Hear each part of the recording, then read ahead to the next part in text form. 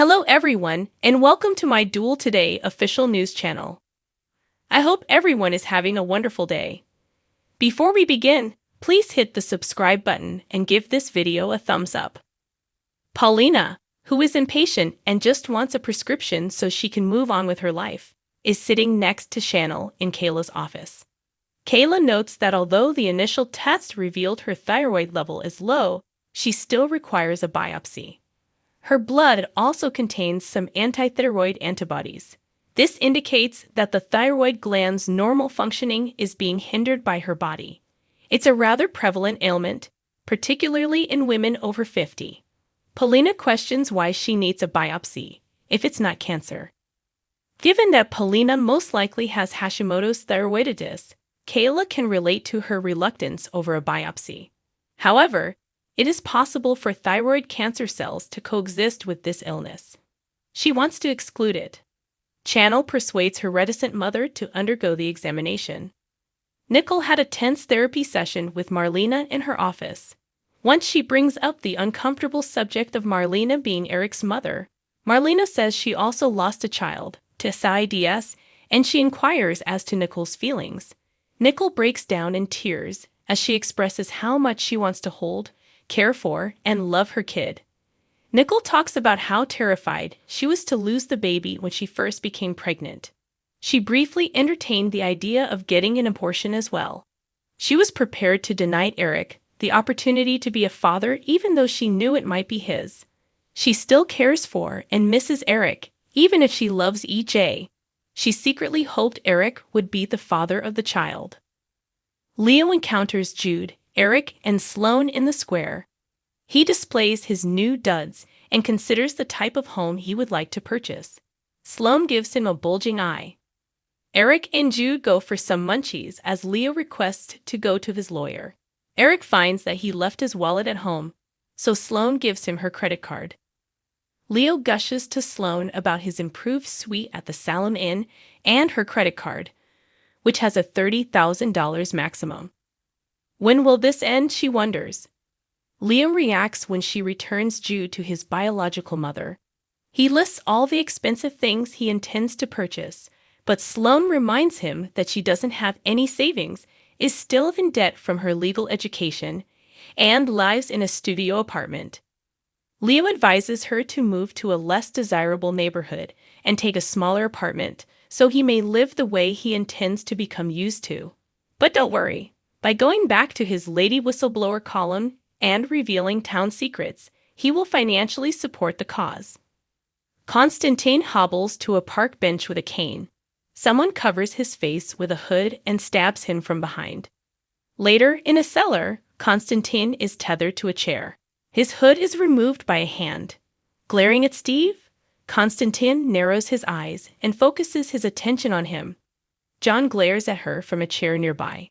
Steve reminds Constantine that he was given the instruction to flee the town and to avoid Maggie at all costs.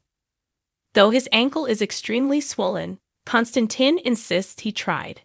Constantine winces as Steve jabs the cane at it. Once more, Steve gives Constantine orders to leave the nation and never to see Maggie again. No such thing will be done by Constantine. He yells, "You can go to hell." John looks menacingly. Chanel and Paulina are in the hospital lobby waiting, and Johnny gives them croissants. Chanel informs her worried mother that Johnny is a cancer survivor after obtaining his consent. He believes that his life was saved by early detection.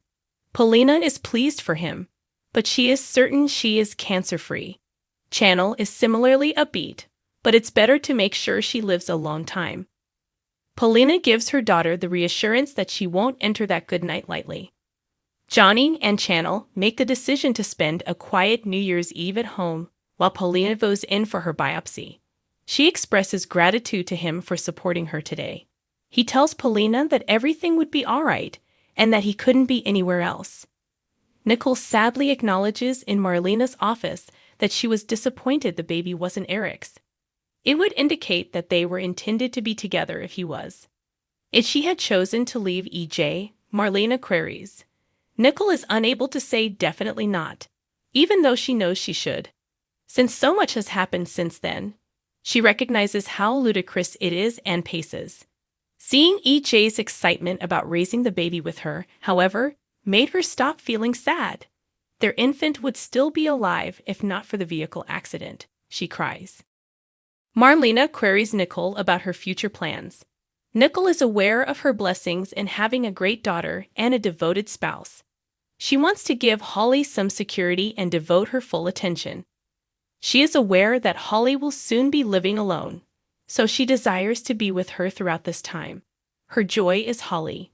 Nicole would like to visit Marlena again because she felt that this session was beneficial.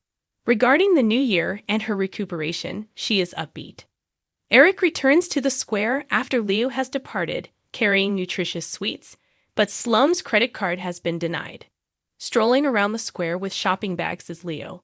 Given the high cost of raising children, Eric is considering going back to photography. Slum believes it's a brilliant idea. Never before has Eric felt happier. Being a father has surpassed his expectations. Slum knows that nothing will ever separate them and shares their sentiments. Later, as Johnny passes the Salem Inn, Leo comes along with yet another pair of shopping bags. If he has any spicy stories to offer, Leo asks. Leo asks the cute thing if he wants to spend New Year's Eve with him, but Johnny replies no. The last person Johnny would want to spend the night with is a sneering Johnny, who advises him to sign up for a dating service. Moreover, he is reserved. Leo smiles and says, "We'll see about that," as he walks away. Chanel and Paulina are informed by Kayla in her office that the pathology report reveals resemblance to cancer cells. They must do additional testing. Paulina claims that because she is a fighter, she will handle whatever comes her way. She has so much love and support in her life that she can overcome anything. Steve threatens to engage the ISA in the cellar if Konstantin doesn't leave.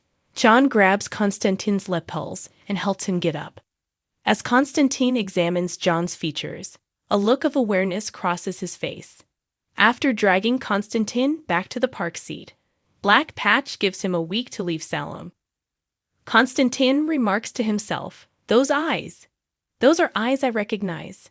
He sees John seizing him in a flash. Is that really him?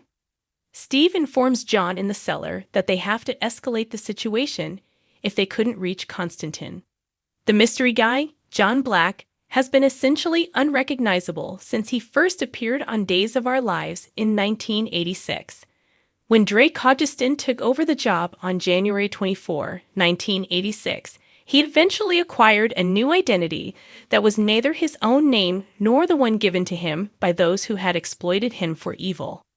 He had arrived in Salem in 1985 as a bandaged amnesiac known as the Pawn.